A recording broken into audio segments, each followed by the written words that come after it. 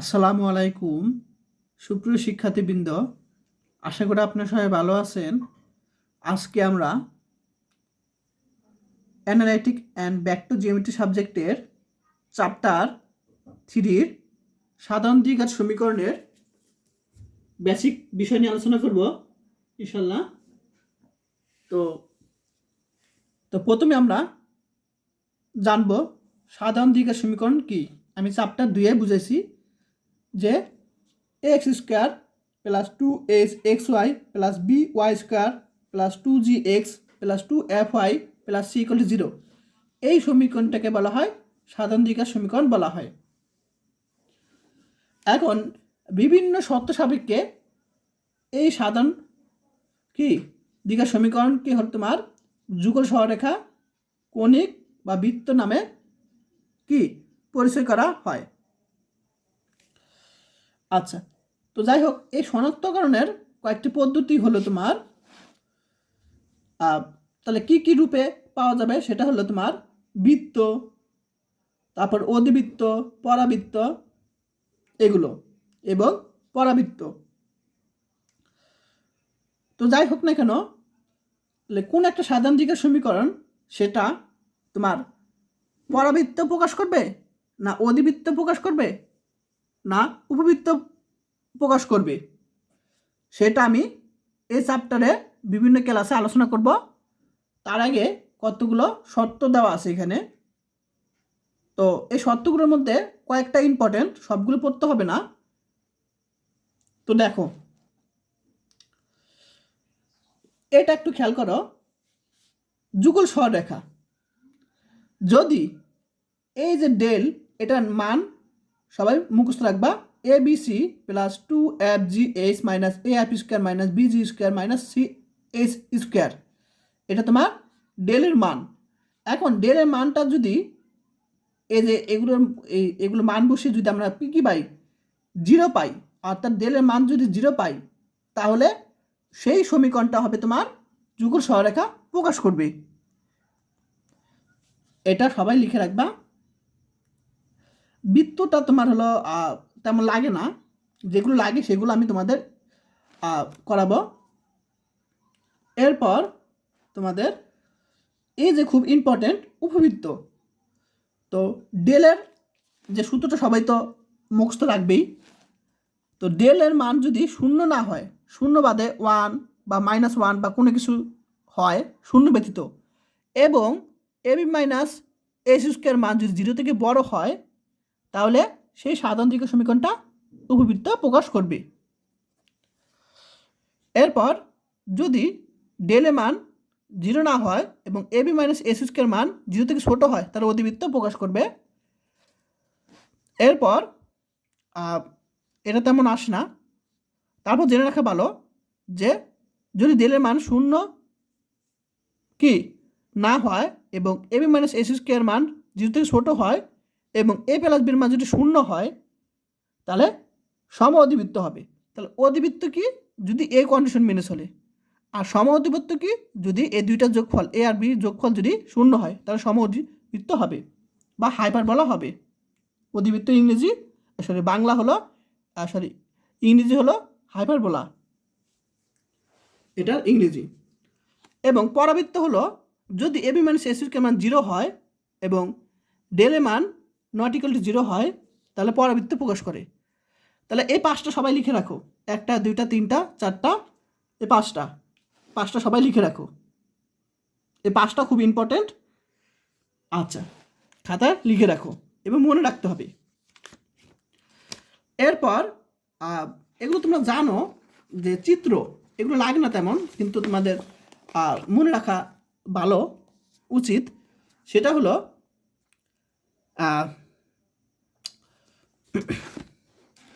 সেটা দেখো, বৃত্তের প্রমিত আকার বা প্রমাণ আকার, প্রমিত মানে আদর্শ, স্ট্যান্ডার্ড। তাহলে বৃত্তের প্রমাণ বা আকার সেটা হলো x square plus y square equal to a square. আচ্ছা, এটা হলো তোমার বৃত্তের আকার। এরপর উপবৃত্তের আদর্শ আকার বা প্রমাণ আকার সেটা হলো এরকম আকার হবে। এটা সবাই জানো, x square divide by a square plus y square divide by b square equal to 1। এটা তোমার উপবৃত্তের আদর্শ আকার। এখন এটার দুই রকম চিত্র হতে পারে, তোমার এ আর বি এর মানের উপর ডিপেন্ড করে। তো যদি এর মান বির মান থেকে বড় হয়, এর মান যদি বির মান থেকে যদি বড় হয়, তাহলে এরকম ডিম্বাকৃতি হবে এক্স অক্ষ ওয়াই অক্ষ বরাবর।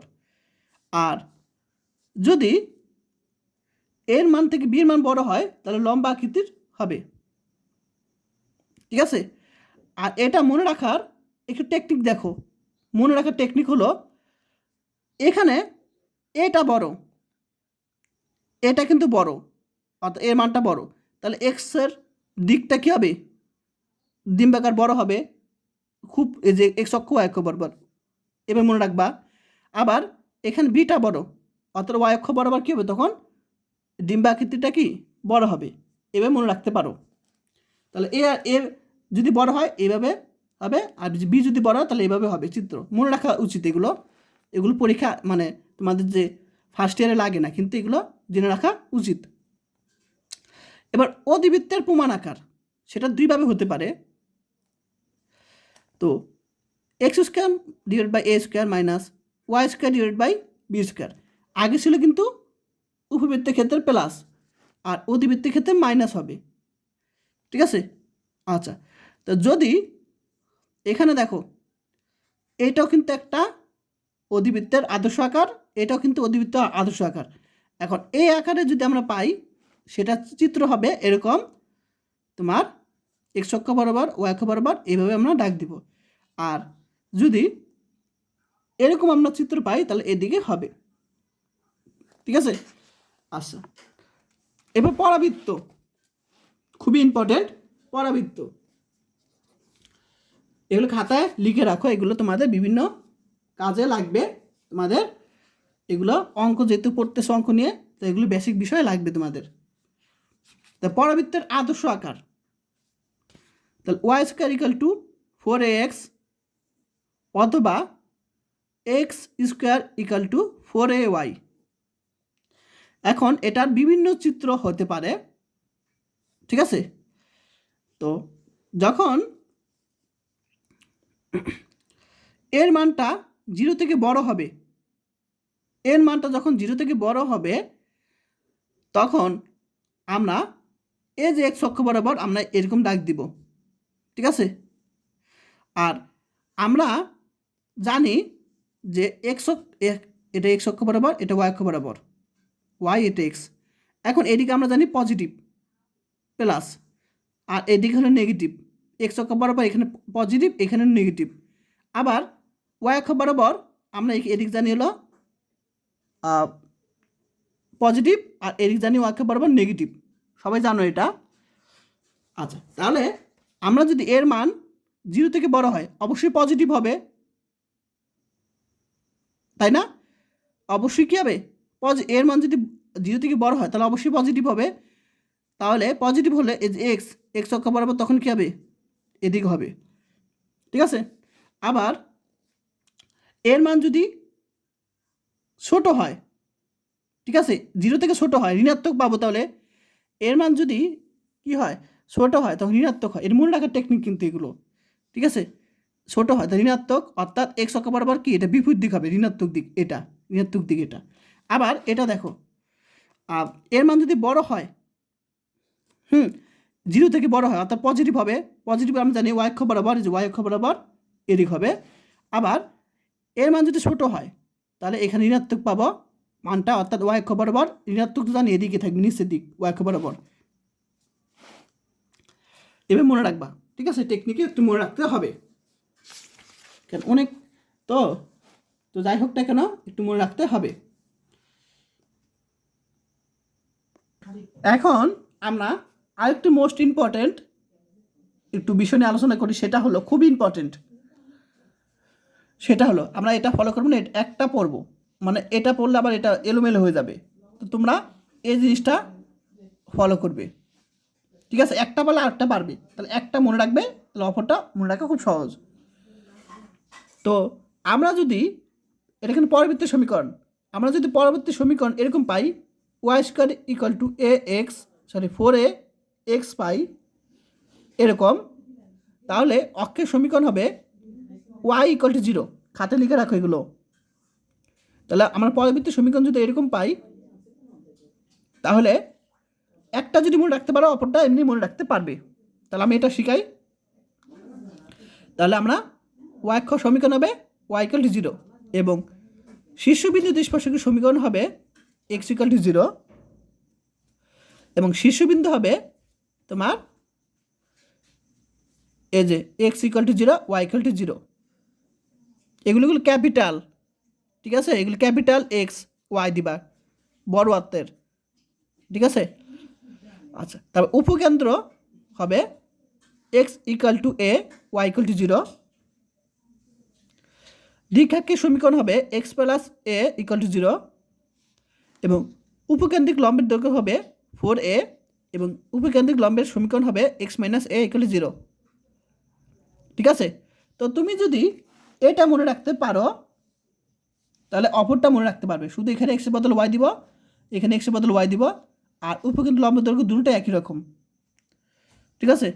আর উপকেন্দ্র যদি এটা মনে রাখতে পারো এক্স ইকুয়াল টু এ, তাহলে অপরটা মনে রাখতে পারে ওয়াই ইকুয়াল টু এ হবে।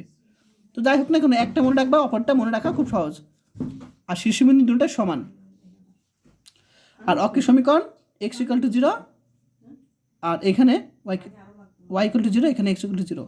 তো যাই হোক তোমরা এটা বেশি ফলো করবা, মানে এটা একটা মনে রাখবা, অপরটা এমনি মনে রাখতে পারবা। এটা দিয়ে কিন্তু সামনে অনেক অঙ্ক আছে, ঠিক আছে? কারণ এগুলো ছাড়া তোমরা সামনে অঙ্ক করতে পারবে না। আচ্ছা, এটা সবাই খাতায় লিখে রাখো। তাহলে এটা লিখে রাখো। এখন এই যে সাধারণ দিকের সমীকরণ আমাদের পরীক্ষায় দেওয়া থাকবে, একটা কোশ্চেন দেওয়া থাকবে। এটা কি প্রকৃতি পরীক্ষা করব। প্রকৃতি মানে এটা কি উপবৃত্ত না অধিবৃত্ত না প্যারাবোলা, সেটা পরীক্ষা করব। একটু আগে আমি আলোচনা করছি যে যদি এই কন্ডিশন মেনে চলে উপবৃত্ত, এই কন্ডিশন মেনে চললে হাইপারবোলা অর্থাৎ অধিবৃত্ত, এবং এই কন্ডিশন মেনে চললে সম অধিবৃত্ত বা আয়তাকার অধিবৃত্ত, এটাকে বলা হয় সম অধিবৃত্ত বা আয়তাকার অধিবৃত্ত। আর এটা যদি এরকম সূত্র মেনে চলে তাহলে একটু প্যারাবোলা হবে। একটু আগে আমি আলোচনা করছি। তাহলে প্রকৃতি নির্ণয়, এই কন্ডিশনগুলো যদি যেটা মেনে চলবে সেটাই হবে সেই প্রকৃতি। এরপর কেন্দ্র নির্ণয়। কেন্দ্র নির্ণয়ের সূত্র আমাদের আলফা বিটা মুখস্থ রাখতে হবে। এই সূত্র এরকম চ্যাপ্টার 1 এবং 2 আমি তোমাদের বুঝিয়েছি আলফা বিটা সূত্র। তাহলে আলফার মান আমি বিটার মান এখানে বসিয়ে যে মানটা পাবো, এই আলফা বিটা মান যেটা পাবো সেটা হলো কেন্দ্রের সমীকরণ। ক্লিয়ার? আমরা আরেকটা নিয়ম আছে, তো আমি একটা নিয়ম ফলো করব। তো এতগুলো নিয়ম করলে তোমার এলোমেলো হয়ে যাবে। তো এই নিয়মটাই ফলো করবা আলফা বিটা, কারণ এটা বেশিরভাগ কাজে লাগে। এটা আবার পড়লে আবার এলোমেলো হয়ে যাবে। তাহলে আলফা বিটার মানটা বের করতে পারলে সেটা হলো কেন্দ্র। তো এই চ্যাপ্টারের আর কিছু বাকি ছিল তোমার এসব অক্ষের দৈর্ঘ্য, বৃহৎ অক্ষের দৈর্ঘ্য। তো এত কিছু তোমরা মনে রাখতে পারবে না, যেহেতু তোমাদের ফাইনাল পরীক্ষা আগে একদিন বা 2 দিন গ্যাপ থাকে। আর এগুলো অ্যান্সার সলিউশন করতে অনেক টাইম চলে যায়, মানে এই টাইপের প্রশ্নগুলো এগুলোর। তো এগুলো না দেওয়াই ভালো। তোমরা যদি এসব অঙ্ক চলে আসে বেশি যে যেগুলো, তাহলে এগুলো দিলে কিন্তু তোমরা সহজ দিতে পারবে। আশা করি সবাই বুঝতে পারছো বেসিক ক্লাসটা। আর যারা কোর্স করতে চাও তারা আমাকে এই নাম্বারে হোয়াটসঅ্যাপে মেসেজ দিবে। আর যারা এখন ইউটিউব চ্যানেলটি সাবস্ক্রাইব করে নাই তারা করে দিও।